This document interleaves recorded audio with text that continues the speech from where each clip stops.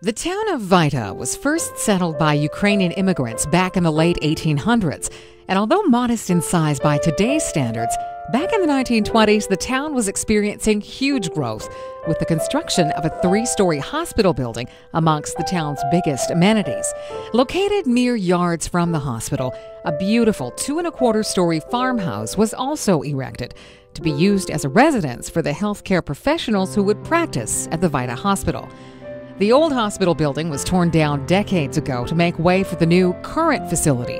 And at the beginning of August, the old farmhouse was also moved off of its foundation to begin a new life just a few miles up the road.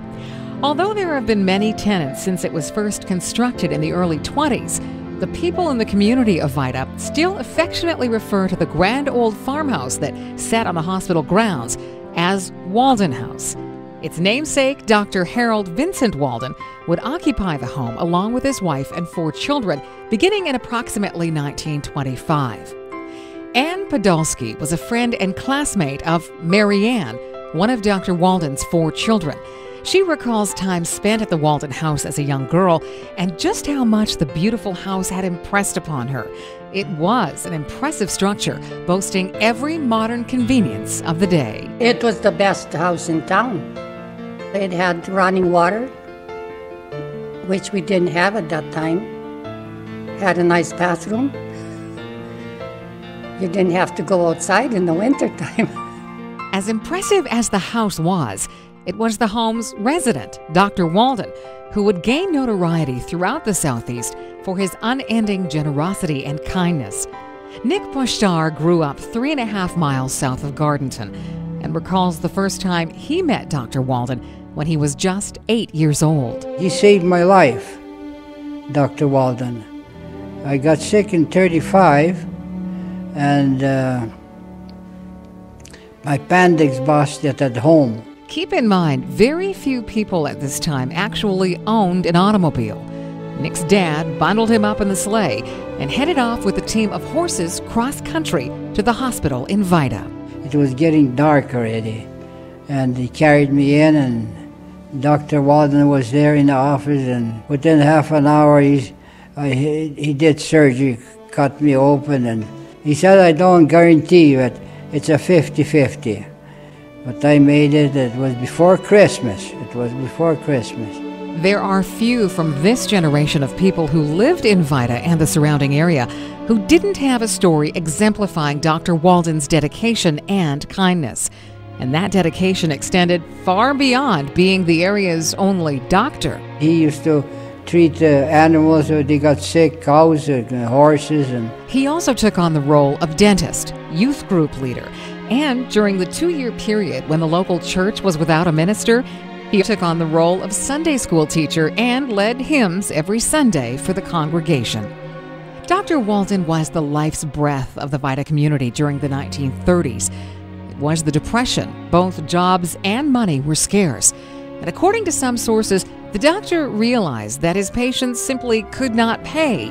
So, bills were never sent out. Those who could afford to pay did so in their own time, and it was not uncommon for people to make payment in whatever way they could. There wasn't much money, and you can't afford money, so they brought vegetables. In fall, you had potatoes, you had different cucumbers, beets, or anything that you had, garlic, and you brought it to the kitchen there, and the people would bring for that what they owed. Because I remember us one time in fall, Dad used to always drive from home with the wagon and horses to pay the tax, the property tax, and we'd load up a bag or 2 of potatoes and beets and I think onions, and take it to the hospital, drop it off in there. And that's how we paid. Even people that didn't owe nothing, they brought stuff in there to the hospital.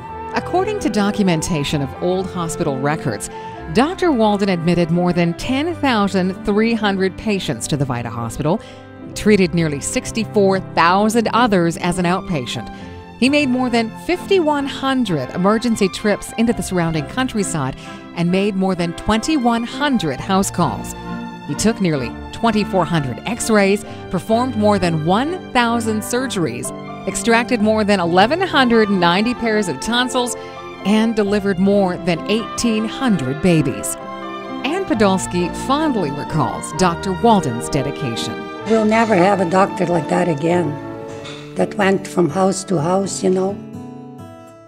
He was like a doctor, a dentist. He was everything, and very good to the people.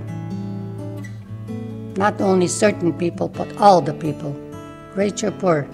Ownership of the Waldon House was transferred to Southern Health Santé Sud several years back and was recently moved from its home of nearly 100 years to a section of land just a few miles away.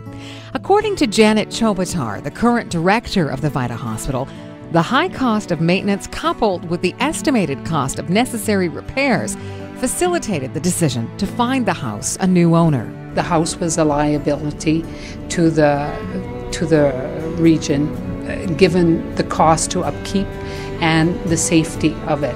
The region had looked at how much it would cost to tear it down versus selling it, and it was more beneficial to have it moved, and that was part of the agreement, was it would be all cleaned up, which was done. Danny Sheppett's family has farmed the land around Vita for generations. Danny purchased the Waldon House for the bargain basement price of just $1 and had it moved onto his section of land just a few miles from the original site, where it now sits on a new foundation. I grew up out here. Like, my dad's farm is only a mile and a half from my place. That's where I grew up, so this land I got, you know, why not? If I was to build a house, what's the cost of building a new house nowadays? It's a huge amount of money, so I could spend the same renovating it too, but you know, you try and do most of the work yourself. And the renovations to the home will be extensive in order for it to be inhabitable. Well, like any old place, as soon as you start renovations, anybody that's done it already knows how that can spiral out of control pretty fast, cost-wise. So, starting with the basics, plumbing, electrical, all that has to be redone. I don't want to be working with old stuff from way, way back, and then you have a problem once you're done, then you have to tear it all apart again. So, the rebuild's going to be, it'll take a while, put it that way. It's going to take a couple of years for sure. Danny hopes to be able to move in within the next 3 years. And while he's not particularly sentimental about the history of the house and its connection to the community, the memories of Dr. Waldon's kindness and generosity will live on for those whose lives were personally touched by the doctor's contributions to the people of the Southeast. He went out of his way to help people. I know he saved my life, because I wouldn't have been here today.